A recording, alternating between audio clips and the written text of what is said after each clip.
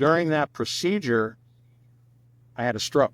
And for about 3 or 4 hours, I thought I was dreaming. But my wife and my brother were making phone calls and making plans for long-term occupational therapy, calling my employers and looking, he's not going to come back. He's had this stroke. About 4 hours later, I opened my eyes and just started talking to you like I'm talking to you now. And everybody's jaw dropped. And what it did was say, okay, what do I want to do?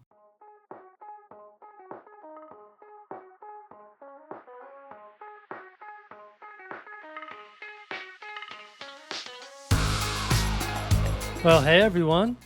Welcome to episode 406 of F-Stop, Collaborate, and Listen with your host, Matt Payne. This week I sat down and had a fun chat with photographer David Hundley, one of the most down-to-earth dudes I've had the chance to talk to on the show. David had a very long career in commercial photography until he experienced a sudden stroke. This is the moment that he realized that he wanted to use the time he had left on this planet to create art for himself. So that's what he's doing now from his studio on Whidbey Island near Seattle, Washington. David gives us a lot of background information that's super helpful in telling his story, so be sure to stay tuned all the way for the heart of the chat. Before we get rolling, I have some really exciting news to share. I finally created an ebook. I wanted a fresh way to share my latest fall photography from Colorado and Utah while providing some educational tidbits that might be of value to our listeners here. I'll throw a link to my new free 95-page ebook in the show notes for you to check out. Thanks in advance. Okay, let's get to this week's conversation with David Hundley. All right, David Hundley, it's great to have you on the podcast. Thanks, Matt. Yeah, absolutely. You were recommended by one of our Patreon supporters and former guest, Bruce Heineman, which I'm always thankful when people are able to make those connections with people they know that might be interesting. So thank you to Bruce. And also I'm excited to see where this conversation takes us. Thank you. Awesome. Well, David, for people who aren't familiar with you and your photography, why don't you go ahead and tell us a little bit about yourself? Okay, thanks, Matt. So my name is David Hundley. I was born in Seattle, Washington. I was born to a father who was a community and social activist here in the city of Seattle, and he became a director of office management and budget as park superintendent for the city of Seattle. And my mother was an English teacher and college professor and a poet. My parents divorced when I was 5, so I really didn't know them at all when they were married. I was introduced to photography in junior high school, where I was taking actually a print shop class. And we worked with process cameras. And those are not familiar with process cameras. They're cameras that are so big that the inside of the camera where you actually use the film is a separate room. So you actually enter through a door, lower the back of it, put the film in it, and copy the black and white photos for the newspaper, for example, and you change them into dot patterns and then go through the printing process that way. So the print shop teacher, I loved it. He became a good friend, and he was also a personal friend of the photography teacher. And when I went to high school, the high school was only a block away from the junior high school. Those two programs at the same time moved up to the high school, and I started to get to know the photographers. And the photography teacher was a naturist, and he spent the days and weekends at city, state, and national parks. Oh, this looks like fun. Print shop work is all indoors. And these guys are out in Olympic National Park and North Cascades and Mount Rainier and even Lake Washington and cool places even in the city. And then coming back and making all these great prints. And I said, God, that's what I want to do. So I befriended them, and they told me what kind of camera to buy. So my first camera was a Minolta SRT 101. And I sort of switched my emphasis in school over to photography. And off I went. So I started reading more about photographers, and we pretty exclusively just did black and white. Then, so I started reading up on people, obviously like Ansel Adams, and here Ashell and Edward Curtis in about 1890 to the 1950s both of them were very prolific shooters. Edward did a lot of portraits in the city, and Ashel did a lot of Native American photographs. And so by prolific, I mean, Ashel, I think they said he shot as many as 60,000 photos. They were talking about with a view camera, so not just click, Right. click, Film. like we do today. So other early people that I followed was Gordon Parks and Robert Capa. So my photography teacher's neighbor was a working professional photographer, and he would come and talk to us as high school students, and he told me about a photo program here in Seattle at Seattle Central Community College. It was a dedicated program, meaning that that's all you studied. I mean, you needed to do your academics. You needed to have math and history and English and so on. So in my senior year, I wound up getting a job. I got a little diverted, and I went to work for the Department of Agriculture. This job paid 3 times what my busing job paid at a restaurant. So I kind of got into it for a while. And after about 3 years, I went, this isn't what I want to do the rest of my life. And I left that job and applied and was accepted to the photography program at Seattle Central. So when I got done with that, I had heard about another photography program in California at a school called the Art Center College of Design. And I didn't know if I could do that. To me, people talked about Art Center being this school on a cloud. It was internationally known. But I took a chance and I applied and I was accepted. So quit my job there at the Department of Ag, and off I went down to Pasadena, California. And those classes were similar to the ones at Seattle Central. In other words, they were all day. In other words, from 9 to noon, you might have lighting and then lunch, and then from 1 to 4, maybe camera techniques. And then when the school was open until 10 at night. Wow. So we spent lots and lots of time there. So after Art Center, I moved to New York, because as you're getting to the end, you have befriended people that are graduating and they're going off to really around the world. But New York was kind of the place where a lot of them went. And the guy that graduated just a term ahead of me called me and said, hey, when you graduate, I've got a cheap apartment back here. So Sweet. off I went. And before I left, I got a couple of names from the alumni office, people I could call. So they said, yep, call this guy and call this guy. They're graduates, and they're more than welcome to see if they can help. So the first guy I saw was a guy named Barry O'Rourke, whose name may not sound familiar to a lot of people, but he was a very well-established photographer, and he had a studio on 28th and Broadway. And the funny part about the story of meeting him was, obviously, he invited me in. He didn't have time to talk to me that day. He was running back and forth, not shooting, but answering the phone and dealing with other things, asked me to come back the next day. And he said, look, I think things are just hectic. Why don't we say you start Monday at $200 a week? And I was just slack-jawed. Well, wait a minute, you haven't seen my portfolio? He's, look, I know where you went to school. You got my name. You can do the job. So I went to work that Monday. And the thing about Barry, which was really interesting, was almost all the photographers in New York were specialized. And I was a tabletop person at that point. And Barry shot a little bit of everything, because he had been a magazine photographer out of Chicago before he moved to New York. And we did just about everything. We traveled. We've probably spent 3 or 4 months a year traveling the United States and different parts of the world doing various assignments. So I learned to do a lot of different things very quickly and very fast. So, and one of the things that he did is he always had a lot of magazine assignments. And back then, magazine assignments paid by the page. So he would get an assignment to shoot a cooking story. In fact, one of them was for Martha Stewart, before Martha Stewart became the person that we know today. And it was about Martha in her garden in Connecticut. And Barry would wander off and shoot, macro shots of the various plants and shoot Martha through openings and all these different angles that I didn't quite understand. But then as we were editing, he would tell me, he said, look, my job is to get this 2-page story to a 4-page story or a 6-page story, which almost always happened. So then he Right. would Yeah. double and triple his fee. And so, wow, looking at different ways to approach an assignment, not just because the tabletop guy would get the tabletop, set stuff up, click, click, click, maybe shift it one way, click, okay, I'm done.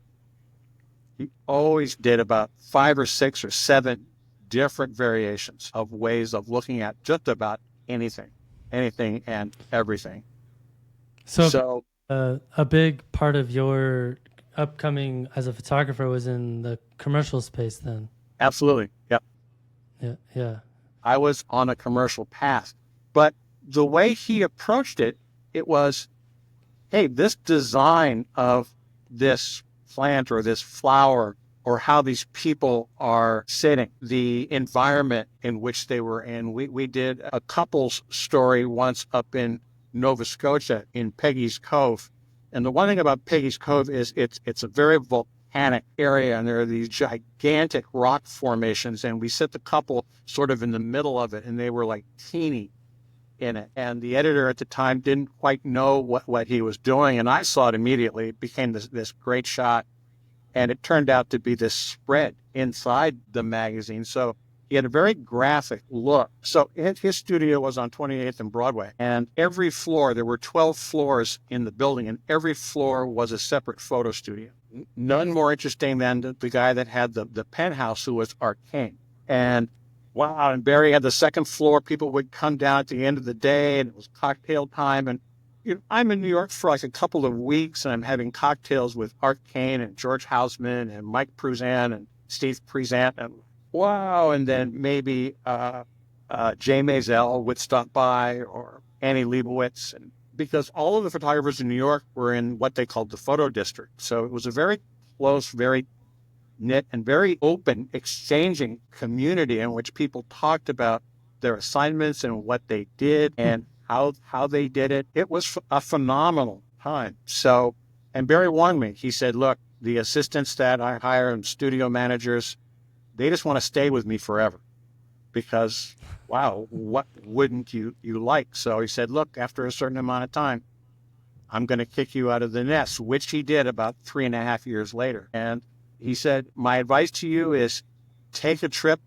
for as long as you can, because you're not going to have this little amount of overall responsibility again. So I bought a one-way ticket. Well, it was a round-trip ticket, but it was good for a year. And I went to Paris.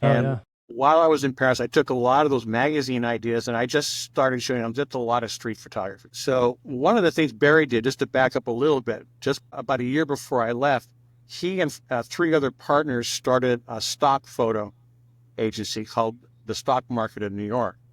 So stock photos is the reselling of existing photos. So this is in the film days, obviously long before analog. And it was to go up against the big dog on the block, which was also in New York, called the Image Bank. And photography supplemented my income quite nicely, basically wherever I went. So when I was in Paris, shoot the Eiffel Tower, shoot the River Seine, shoot all the monuments. And then I traveled all through Europe and shot that, sent them all back to New York. And pretty soon these little checks would start coming in, and I was able to supplement my income. So after a year, I came back, opened a studio on 32 West 20. I had it for a year, and I was doing some freelance work for a firm called Gersman and Myers, and what they specialized in was packaging.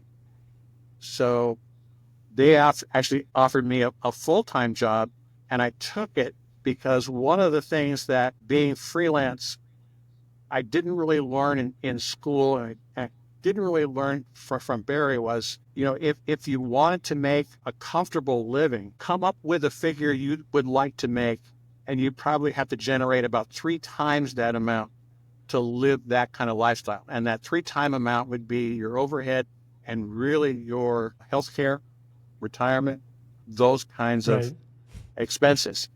So after I came back, I met my first wife. We had a couple of kids. In fact, I was signing the paperwork when I went to work for Gerstmann and Myers when I found out that my wife was pregnant with my first child. So that was very fortuitous. So my first wife didn't like New York. I stayed with Gerstmann and Myers about 5 years, and she wanted to move back to Seattle. She was from Spokane originally, so Seattle and that's where we met. Actually, I was back here on holiday, and we met. So back to Seattle we came, and the job I found actually was becoming a photo teacher at the same school at Seattle Central Community College through that same neighbor who was the friend of my photography high school instructor, a guy named Bart Atterbury. So now I'm back in Seattle. I'm teaching at Seattle Central, and because of a contract and some budget issues, I was only there about 4 or 5 years, and all of a sudden I needed a job. And because I didn't have the teaching job anymore, I didn't have the studio, what am I going to do? And my marriage actually was crumbling at the time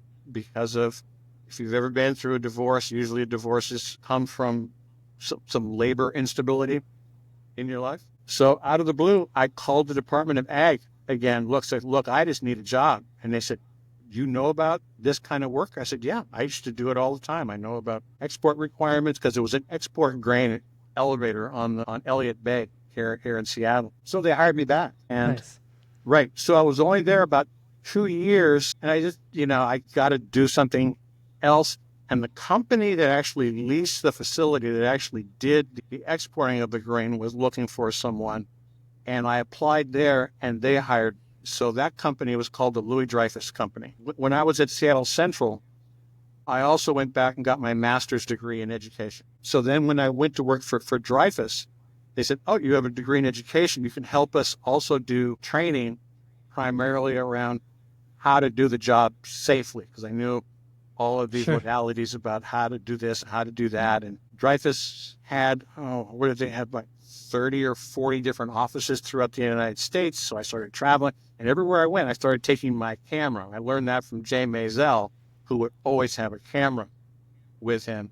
And then our corporate office in Geneva started seeing what I was doing, because the end of my first year there, clandestinely with my maintenance superintendent, we did a calendar of the facility. And our corporate office saw it in Kansas City, our corporate office in Wilton, Connecticut saw it, and the communications office saw it. And pretty soon they said, hey, can you go to Fresno, California? We have this cotton facility we want you to shoot. Hey, can you go to Houston? We have this export facility we want you to shoot. So all of a sudden, the magazine hat came back on, and I started spending, I spent the next, 17, 18 years traveling really around the world photographing for Dreyfus. And I kept asking them, I said, well, how do you want me to do this? And they said, the way you're seeing this is just unbelievable. We like the details. We like the graphics. And you're doing so much. Yeah, I mean, we're sending you to these places, and you're sending us hundreds of photos. We just couldn't ask for anything better.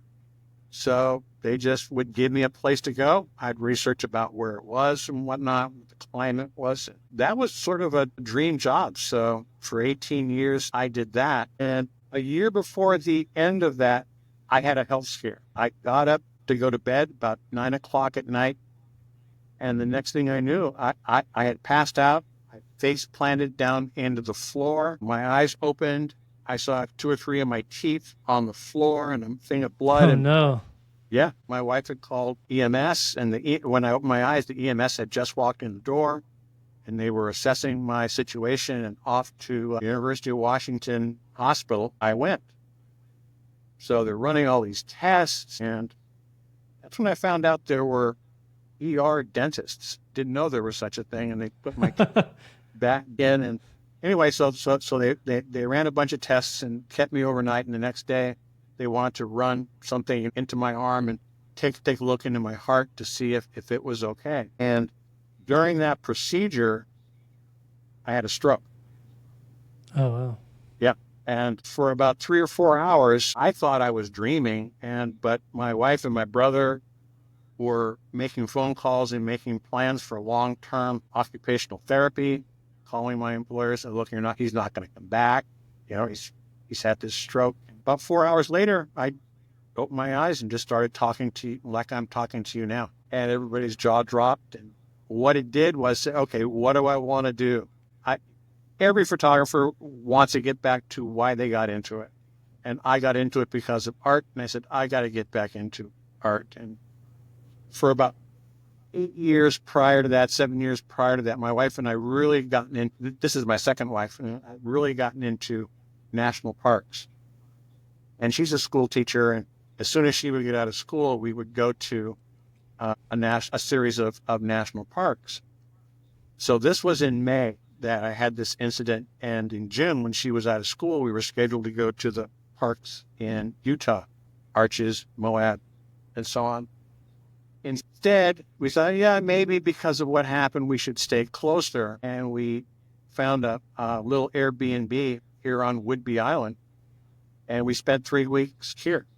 And I'd come to Whidbey on and off since the early days. In fact, going back to high school, my high school teacher brought us to Whidbey. And I started looking at the art scene and what was going on here. And it's got an incredibly vibrant art scene. And by the time the 3 weeks were up, I said, I think I'm going to leave my job because I don't want to have something like this and be in a position where, God, I wish I would have done this.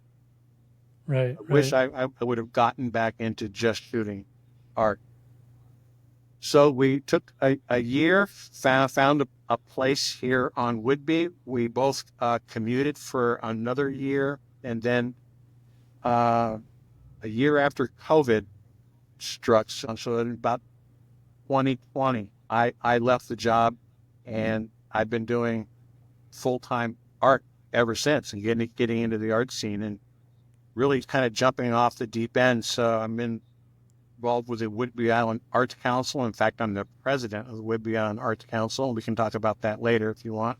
Pretty much all of my friends up here are artists. I joined a camera club for the first time, and it is a lot of fun. In fact, their monthly meeting is tomorrow. So I'll be able to share a part of this story with them. Yeah. Well, I feel like this is a great place to dive in to the meat of the conversation and talk about based on your history and the career path that you took and the winding road that you took to get to where you are now. I'd love to hear you talk a little bit about what you feel like the differences are between commercial photography and fine art photography.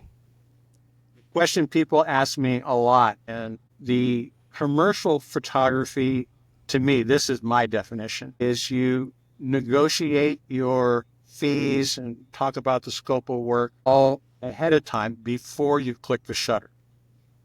Fine art is exactly the opposite. You create the art without any guarantee of sale. Place right in between might be a commission. So if somebody hires you, hey, I need to have you do some original art like you do in this kind of vein of this kind of body of work for a lobby, for example, of a building. I would call that a little bit more commercial because you're discussing and coming up with some designs, although the scope of your work is totally up to you. So that would be the fine art side. So that's my definition is kind of how you get paid. And I thought it was going to be relatively simple to make that transition.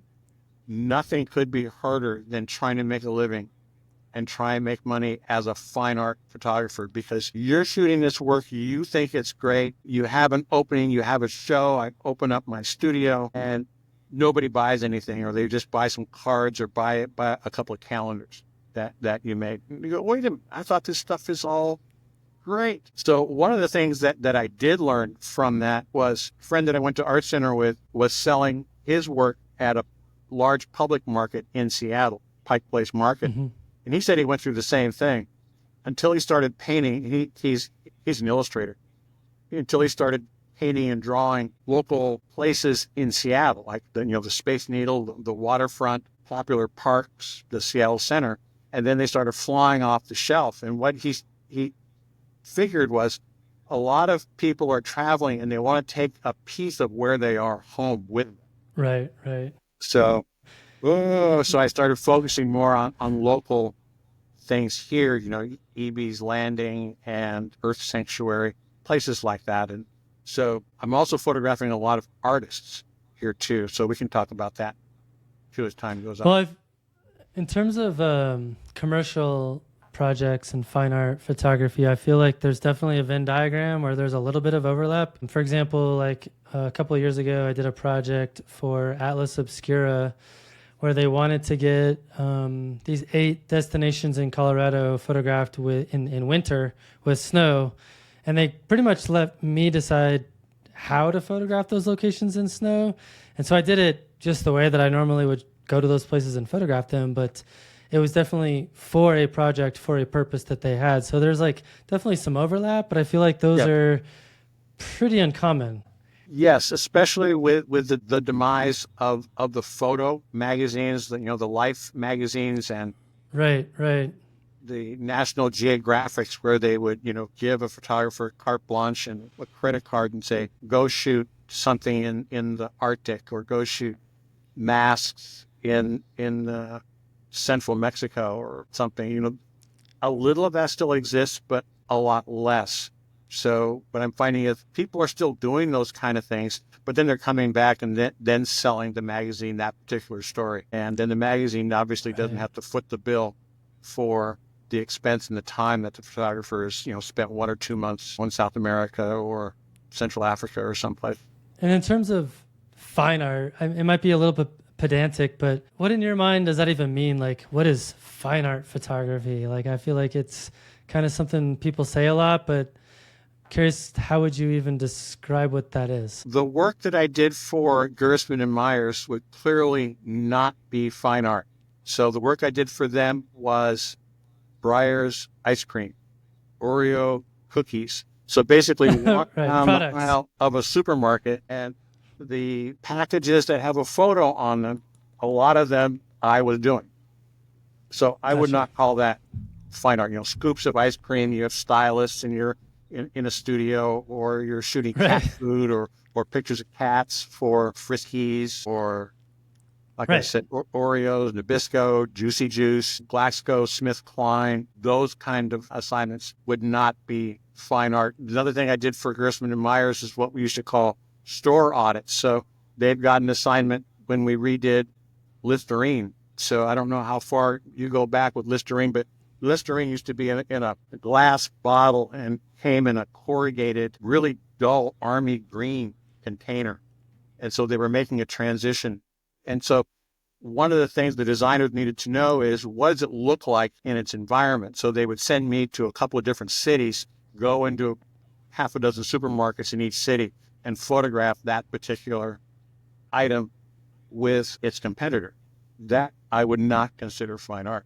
Yeah, obviously. But there's a lot of that work that's done. I mean, you look at all of the images, like I said, in the supermarket aisle, on TV commercials, all of that is very, very straightforward commercial work. It may not be easy. I shouldn't say always straightforward. Some of it can be pretty complex. I say where it crosses the line is when you have shooters. I mean, I've been fortunate enough to have some Pete Turner, Jay Maisel, Jack Reznicki were able to kind of combine the two and really come up with, yes, they're commercial photos, but they also became posters back in the day, photos that you would say, yeah, I really like that just as a standalone image.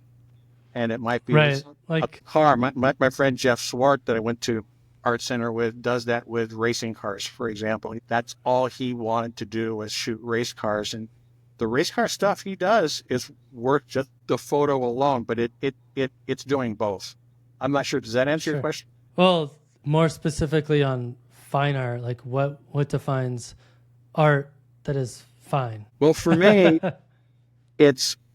so right now I'm doing this project of photographing the artists of Whidbey Island, and I'm doing them in my studio. I'm doing them in black and white, and it has a certain style to them, and I'm letting the personality of the artist sort of come out through their gesture, Maybe they're holding the tools that they work with. Maybe they're holding some of their art. If they're a potter, if they're a painter, if they're a glass blower, if they're a dancer, they're actually perhaps posing more in their dance, either performing work or rehearsal work, or they're Sure.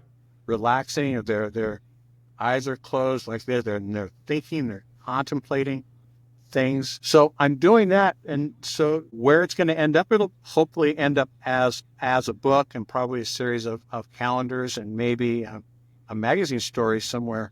But it's an idea that's coming from me, the artist, and not, say, from someone else. Gotcha. Completely and totally my idea. And I think with fine artists, the glass blowers that I know, for example, they're doing the design they want, but they know that, hey, if I make these glasses and I sell them for this, I'm talking about drinking glasses versus the larger complex sculptures that they might make. I can sell it.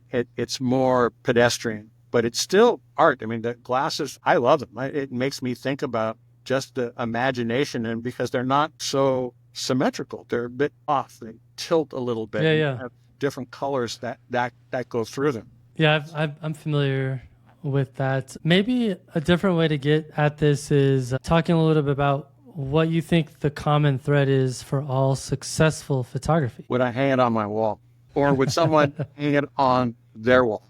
Can I look at this the rest of my life? Will this be an asset to my life, my home, and even a legacy that I'll pass down to my family?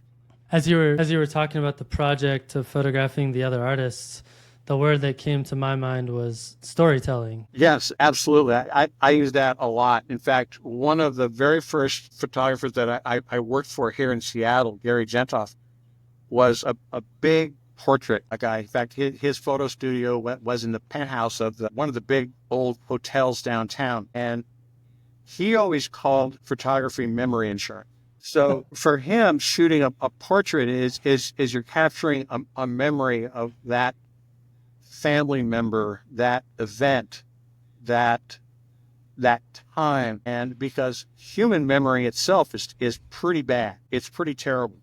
But then when you pull out that picture of, wow, I forgot what my grandmother looked like, when I was 5 years old, and she was only 60.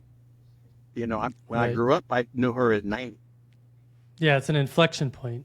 Yeah, so those kind of memories. And so if I do a lot of abstract work too. So if I do this reflection and someone, I was there, I saw this reflection and it just speaks to me. Or a mosaic of a bunch of alder trees in winter, pretty much like Bruce does. And I just wanted to have a piece of that from the Earth Sanctuary in my office, for example, if I'm a dentist and I wanted people to see this because when they come in, would help them relax. So what are your thoughts on ways that we can practically tell stories through our photography? Like, what are some mechanisms to accomplish that? Always have an idea of what you want to do. In other words, what kind of projects. So if you're familiar with Lightroom, I have a whole list of about 80 or 90 collections. Yeah. On the left side. So, but each one of those collections is a project. So that when I have my camera with me, in fact, I was just looking as I was coming over to the studio this morning, as some of the leaves were changing. Does this fit in my yellow category? Does it fit in my abstract? Wow, what if I do this with a really slow shutter speed handheld? And so that will go into my motion and blur category. Sure. Those things are in my mind all the time. And my total collection is about 120,000 photos. Now, obviously, a lot of these overlap. So I have water, I have reflections, I only have 6 colors. So I have red, blue, green, yellow, magenta, and cyan, because those are the primary and complementary colors in photography. I kind of have to make a judgment. If it's orange, pretty much I'll put it in red. Right. Totally. Yeah. And then just color. I have shadows, I have silhouettes, I've got sunrise. I have fairies, because the fairy system here is pretty extensive. I've got clouds. I've got the portraits that I was telling you about, the artist series. I have an artist series of artists in their studio. That doesn't have as much focus for me right now as the black and white portraits that I'm doing. I see them, and when I see one of my photos, that one belongs here. And I wonder if it's there. Yes, it is. Or that one belongs here as well. Some are just of the island. The one thing that is interesting is when I first started carrying my camera a lot, and I still lived in New York, I just started, photographing street scenes and doing street photography. And at the time, even people said, "Oh, what is this? What are you doing?" But if you look at it today, those images I did in Times Square doesn't look at all the same anymore. Right. Yeah. Times Square then was abandoned movie houses, and the ones that were open were porn, or it was a pretty disgusting place. And I was in New York about 4 years ago, and there's a Madame Tussauds in Times Square. Now, it's way different now. It's unbelievable how much it's changed. And I show people this. And in fact, I'm on a couple of Facebook groups that we share photos of New York before 1990. And oh, cool. Yeah, that's a lot of fun. So shooting, that is fun. Even iconic restaurants. There's it's near the Seattle Center. It's been open since 1929. And I've been photographing that storefront, that restaurant front, for 30 years. So that's becoming interesting. That would be a cool project, just to see it slowly transform. Yeah, and in fact, when I teach, I do workshops, I have people shoot the same thing every day for a month, for example. Now, you can make that every day for a year. Was it you that talked to, it was a woman that does a photo a day, and she's done it for like the last 13 or 14 years. Yeah, I just released that one 2 weeks ago. Yeah. Yeah, Mary Jo. Hoffman? Yeah, Mary Jo Hoffman. Yeah. That's a fantastic idea. It just forces you to do something all the time. I stumbled across through the Camera Club 52 frames online. Mm-hmm. Yep. And it forces you to do, I think their last week's was fill the frame. I got to go out and fill the frame. And it uses metadata in the photo to make sure you're not cheating and going back to your file. So you have to shoot something new. Yeah, that's cool. One of the things that I think is related to storytelling is evoking an emotional response from our viewers. I'm curious, from your perspective, how can we do that, or should we even be thinking about that when we're creating our photographs? Oh, absolutely. When I was at Art Center, I think I was in our second semester there, that was the assignment: evoke an emotional response. So most people take the Hallmark approach. They like, oh, it's a nice foggy day, or it's a sunrise, couple walking hand in hand on the beach. And those are fine, but I was having a beer with a friend of mine who was in medical school in Southern California. And I was saying, I've got this assignment. I got to evoke emotional response. And he said, I've got the keys to the anatomy lab at school. Here we go. And off we went. And everyone, even I was shocked. And I shot it in black and white. Even I didn't realize, because in an anatomy lab, it's kind of sterile. Yeah, it's a room full of cadavers. But then, I put a light on it and had the stronger shadows across the face. And then it's in various pieces of being dissected. And that evoked one hell of a response. I'm sure. But it's that assignment all those years ago that drives me as well. So what kind of response can you get? And I do that sometimes with my abstract work. Is people get emotional responses that sometimes they're lost. What am I trying to figure out? I'm a bit lost, and I'll say, and I'll turn it around, because a lot of this reflection abstract work I do, I flip upside down. Mm-hmm. Yep. And then I flip it back, and because the lily pads or whatnot, when they're upside down, give them a response that I'm off center a little bit, and I don't know exactly where I am. The Gestalt doesn't quite work because they can't put everything quite back together. Right. One of my pieces that I photographed of the Space Needle, when I taught in the city, the Space Needle was a really common subject we used to shoot it every day for a month.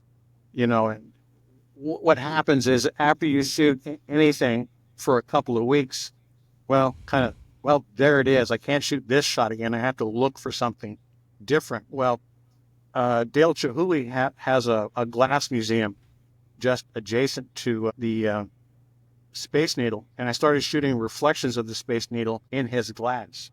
Oh yeah, cool. Yeah. And I sold one of those, I don't know, 48-inch canvas print of that to a couple in Seattle, and they just said, I've never seen a Space Needle like this before. It just spoke to me. And some people don't quite see it right away, and then when you explain, oh, that's the Space Needle. My God, where is this? This is phenomenal. I didn't even know it could look like this. Right, right. Taking what is the obvious and mundane and shoot it and shoot it and shoot it and shoot it and shoot it again and again and again and again, like Mary Jo Hoffman, I think, does with her a photo a day for so many years. I heard her talk about that, and I go, that's a fantastic idea. So 5,000 days, I think is what she said. Yeah. Wow. So super. So when I think about myself and my own approach to photography, I don't really think a lot about stories or emotions when I'm out creating the photographs, but I'm more like responding to what I see and what I find. And then I'm trying to find a way to capture it in a way that I think makes the most sense to me at the time.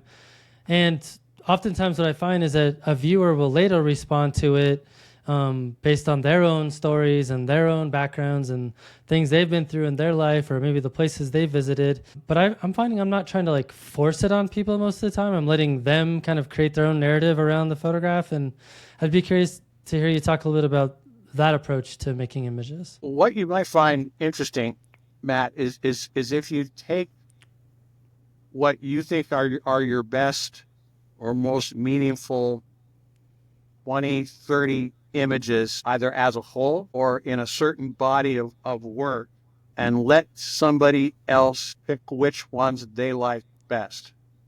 Yeah, guarantee they're not the same as the ones I like. Exactly. They're not the same ones. And even go to an editor, a photo editor, and you'll find that we get so emotionally attached because of maybe what happened along the shoot. It might even be a meal you had while you were photographing the Seine in Paris, or a church in Berlin, or whatever it was. You may be thinking about something very different, but so that emotional response is carrying over in that photo, and that's why you like it so much.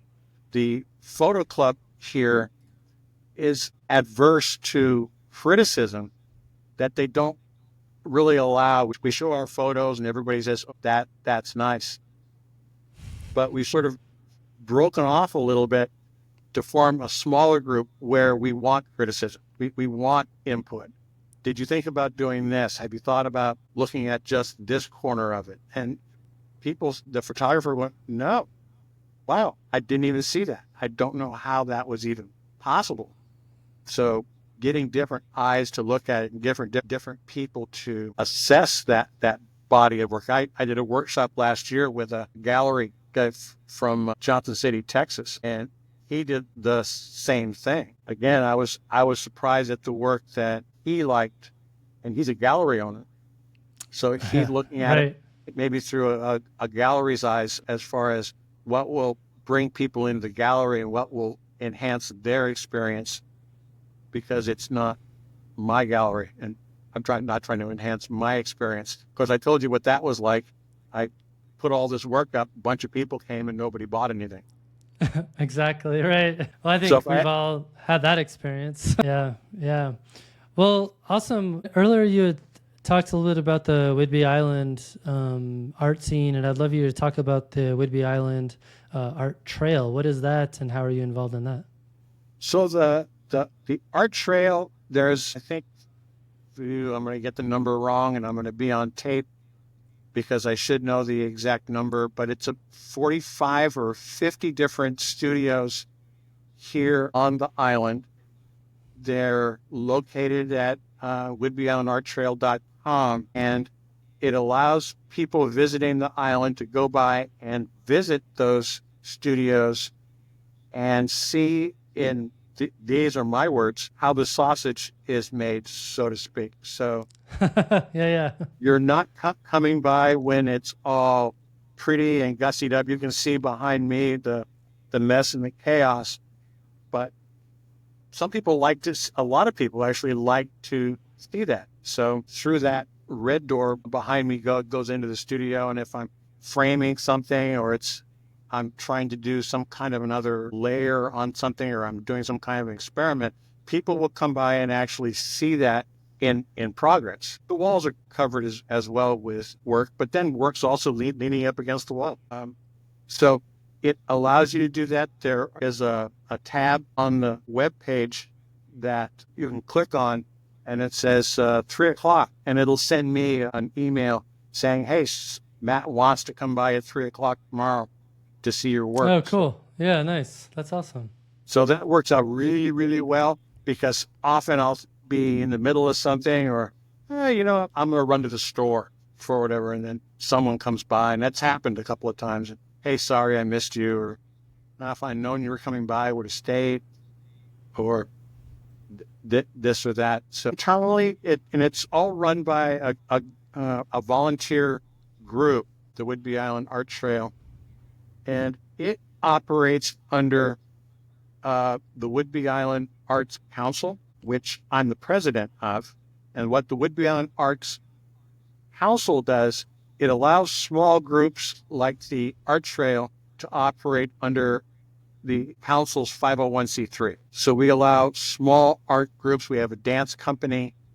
We have performance artists. The Shakespeare Company here on the island operates under our 1C3. The idea is that we nurture them and get them big enough that they can go off and then do their own. Perfect. And I'm guessing it's the art trail itself is all types of art. It's photography, sculpture, glass blowing.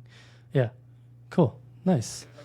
Well, that would be something people should check out if they're ever in the Seattle area, I would assume. Yeah. So with the ferry ride to Whidbey Island, it's about 90 minutes door to door. Yeah. Right. Okay. Nice. So, and the ferry I think I was actually on the island back in July this year. So yeah, I totally know what you're talking about. Well, cool. So last question for you, David. Who are a couple of people that you would recommend for the podcast or that our listeners should learn more about? Well, I've got 3 names. One is Daniel Gregory. Daniel's a local photographer and workshop teacher here on the island. He's phenomenal. Not only is he a great photographer, he's an incredible person.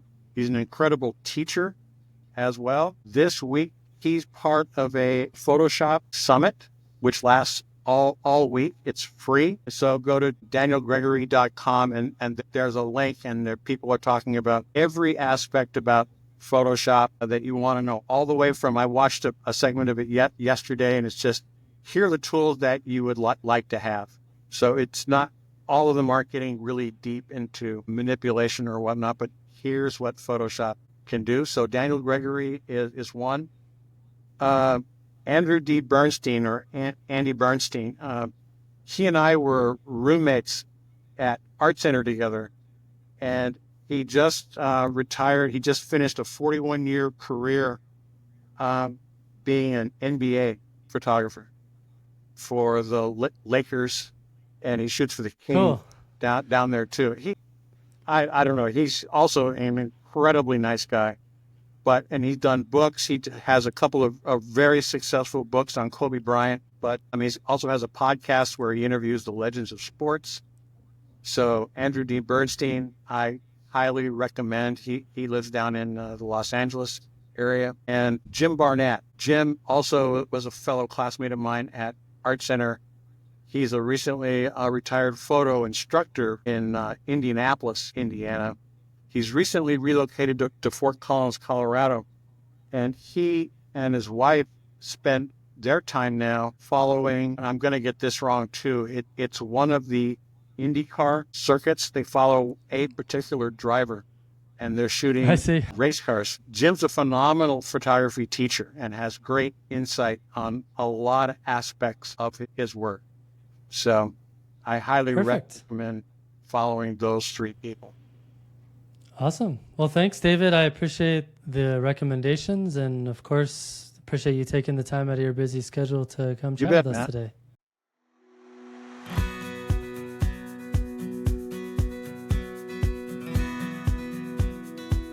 Thank you to David for sharing your story with us. Since we recorded, I've been thinking a lot about creating some collections in my Lightroom catalog and making some images that fit into those themes.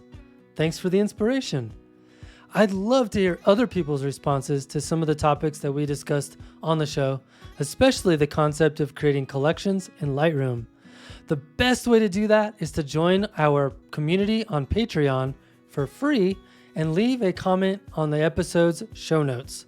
Just go to patreon.com/fstopandlisten to join in on the conversation or to kick it off. I look forward to seeing you there. Thanks for stopping in, collaborating with us, and listening. See you next week.